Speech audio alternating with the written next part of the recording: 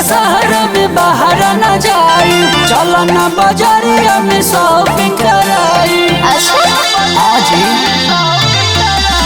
साली हो दशहरा में बाहर न जाई, चलो न बाजारिया में शॉपिंग कराई। हाँ तो सुनी तहरा संग जीजा घूमे जातनी पहिला बार ये हो जीजा यार के मिलावा लगेला परियर तो एगो सोना के लॉकेट किन दे जीजा जे हमार हर किन दिना।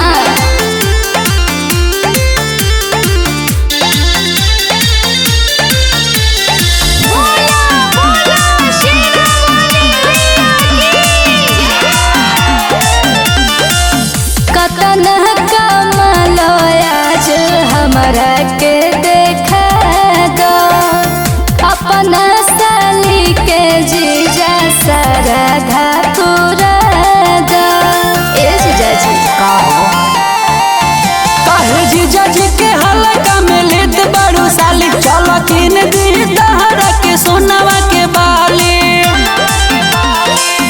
चलो पहले खाइल जाओ चाट छोला चटकदार हो जीजा को सर के मिलावा लगेला बोरिया एगो सोनावा के लॉकेट किन दी जीजा जी हमार।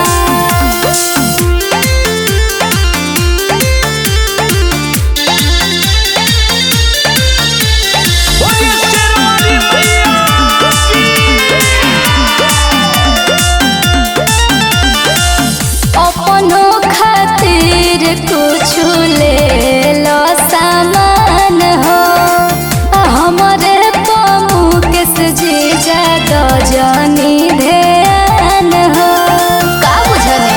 अच्छा ठीक बा हो, एको हमारा चश्मा पसंद करो, भावता कोई साली जी हो बन करो, पसंद करो। गोद गोद भइल मनवा कोहेले सली तोहार की हो जीजा पहचान के मिलावा लगेला परियर तो एगो सोनावा के लॉकेट किन दी जीजा जे हमार।